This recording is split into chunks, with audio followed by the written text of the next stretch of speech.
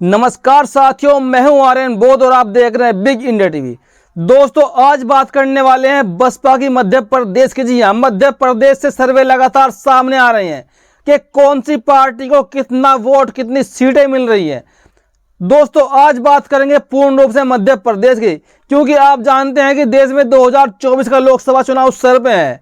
और दोस्तों, उसके लिए देश में दो बड़े बड़े गठबंधन पहले ही बन चुके हैं, एक इंडिया नाम का, एक एनडीए नाम का। हालांकि बहन कुमारी मायावती जी अभी तक इन दोनों गठबंधनों से दोस्तों कोसों दूर है। उन्होंने साफ साफ ऐलान भी कर दिया कि हम किसी के साथ गठबंधन में नहीं जा रहे हैं लोकसभा चुनाव के लिए। हालांकि अभी 2-3 दिन पहले ही समाजवादी पार्टी के एक नेता राम गोपाल वर्मा का बयान आया था कि बहन जी से मुलाकात हो गई है इंडिया वाले गठबंधन के लिए।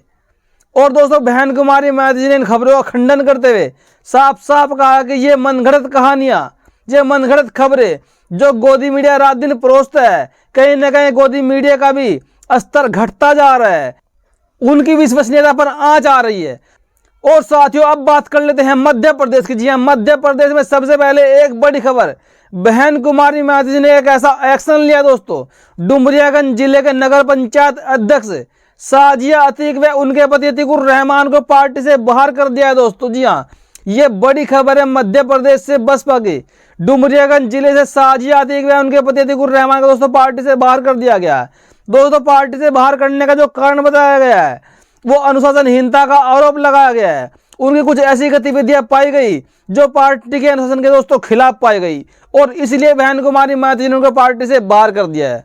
साथियों, आपने देखा होगा, अगर बसपा का एक भी नेता या बड़ा हो या छोटा हो, अगर वो ऐसी एक्टिविटी करते हैं जिससे भविष्य में बसपा को नुकसान हो या वर्तमान में नुकसान हो, तो बहन कुमारी मायावती जी बिना सोचे समझे ऐसे नेताओं को दोस्तों पार्टी से बाहर कर देती है, चाहे फिर वो सांसद हो या फिर दोस्तों वो विधायक हो।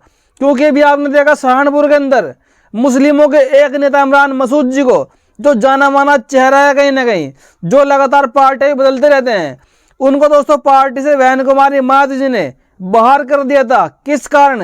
क्योंकि वो बसपा में रहते हुए वहां से कांग्रेस की तारीफ कर रहे थे बार बार, राहुल गांधी जी की तारीफ कर रहे थे बार बार, और इन कारणों से बहन कुमारी मायावती जी ने इमरान मसूद को पार्टी से बाहर कर दिया था। चलिए साथियों, बात कर लेते हैं मध्य प्रदेश के चुनावी सर्वे की।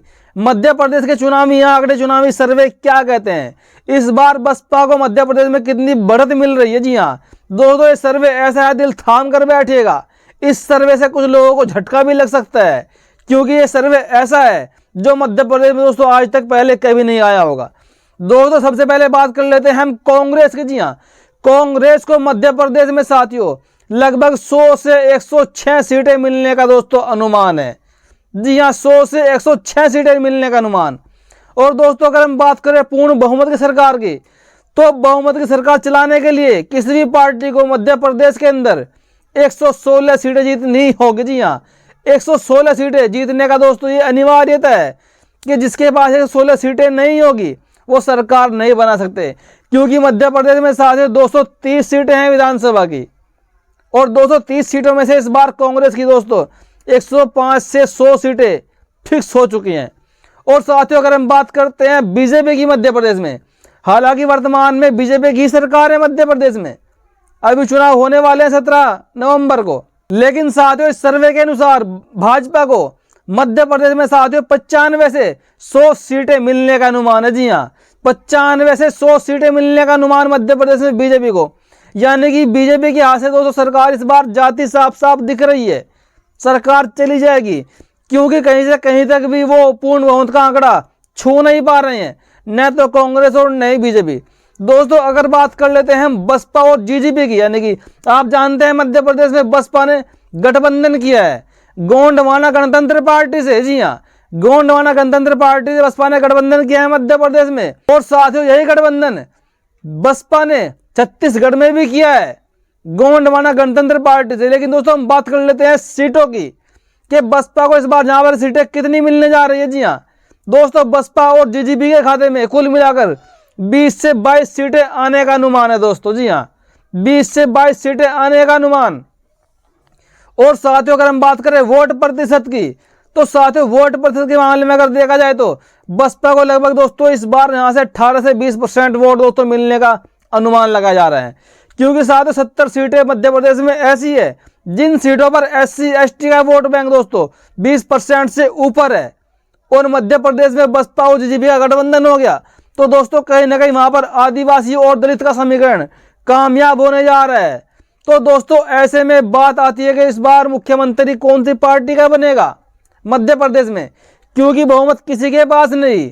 दोस्तों अगर बात करें बसपा के झुकाव की, तो साथियों बसपा का झुकाव कहीं ना कहीं बीजेपी के मुकाबले कांग्रेस की तरफ दोस्तों ज्यादा रहेगा, क्योंकि जो बीजेपी की विचारधारा है, खड़ी विचारधारा, जो देश में चोरी डकैती लाचारी बेरोजगारी महंगाई चरम सीमा पर आ गई है, और जो SC ST का जो आरक्षण था और उसको बीजेपी ने लगातार देश में दोस्तों कमजोर किया।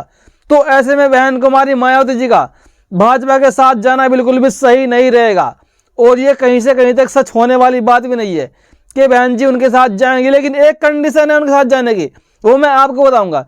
लेकिन फिलहाल वर्तमान में अगर इतनी सीटें आती हैं बसपा को, कम से कम 20 सीटें, तो बसपा दोस्तों अपना समर्थन अगर देना पड़ा तो कांग्रेस को ही देगी, और मध्य प्रदेश में साथ कांग्रेस की सरकार बनेगी। और बहन जी ने एक वाक्य भी बताया था कि इस बार हम बैलेंस ऑफ पावर बनाएंगे और हम सरकार में शामिल होंगे। और दोस्तों वो कथन दोस्तों बहन कुमारी मायावती का इस बार साफ साफ सही और सटीक बैठ रहा है, क्योंकि इस बार इतनी अच्छी खासी मेहनत करने के बाद मध्य प्रदेश में बहुजनों का वोट एकजुट हुआ है। चाहे उसमें आप SC ST OBC तीनों का वोट और मुस्लिमों का वोट भी जोड़ सकते हैं, जो इस बार बसपा को दोस्तों मिलने जा रहा है। तो दोस्तों कहीं ना कहीं बहन कुमारी मायावती इस बार अपने विधायकों को कांग्रेस का समर्थन करने के लिए बोल देगी, क्योंकि अगर समर्थन नहीं भी करती है बसपा, तो दोस्तों होता क्या है, क्योंकि ये चीज दोस्तों आप पहले भी देख चुके हैं, अगर बहन जी को 20 विधायक मिल भी गए और अगर किसी का समर्थन नहीं भी करती है, तो दोस्तों जो वो विधायक होते हैं या तो उनको भाजपा तोड़ लेती है, या फिर दोस्तों उनको कांग्रेस तोड़ लेती है, खरीद लेती है, कुछ भी करके साम दाम दंड भेद की नीति लगा के उनको अपने पाले में कर ही लेती है। तो साथियों उससे तो अच्छा है खुद ही समर्थन कर दे और सरकार में शामिल हो, तो कहीं ना कहीं अपनी बात रखने का मौका मिलेगा, और सरकार हमारे बगैर नहीं चलने वाली।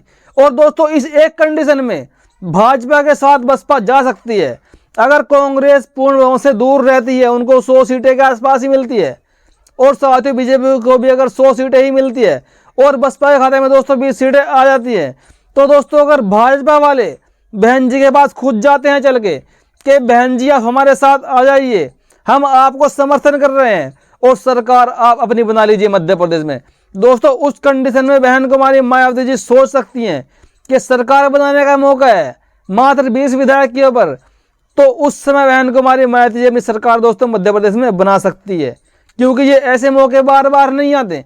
क्योंकि आपने देखा होगा अगर केंद्र की बात भी करें तो दोस्तों केंद्र में ऐसे ऐसे प्रधानमंत्री रहे हैं जिनके पास 4-4 सांसद होते हुए 4-4 सीटें होते हुए उनको प्रधानमंत्री बनाया गया, क्योंकि पार्टियों की मजबूरी होती है।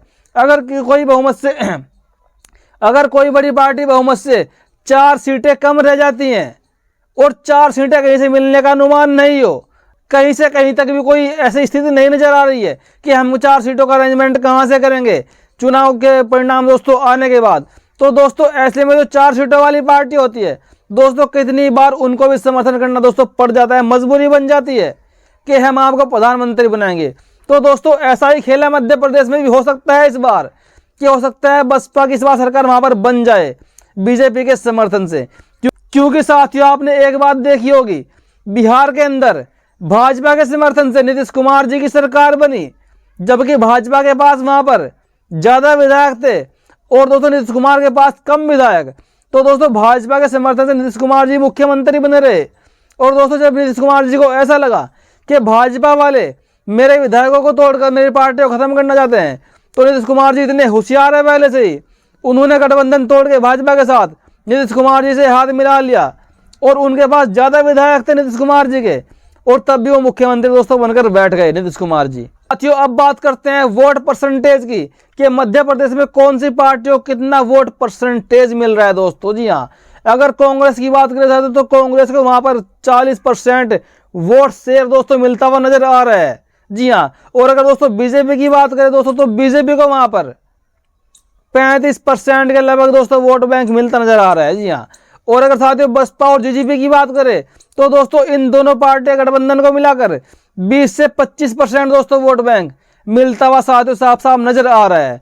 दोस्तों इस बार बसपा और जीजेपी पार्टी दोनों का तालमेल ऐसा सेट बैठ गया कि दोनों इस बार वहां पर अच्छी तरह कामयाब होने के दोस्तों उनके चांस ज्यादा बढ़ चुके हैं। तो साथियों आपको ये खबर कैसी लगी, अपनी प्रतिक्रिया साथियों कमेंट बॉक्स में जरूर दीजिएगा। धन्यवाद।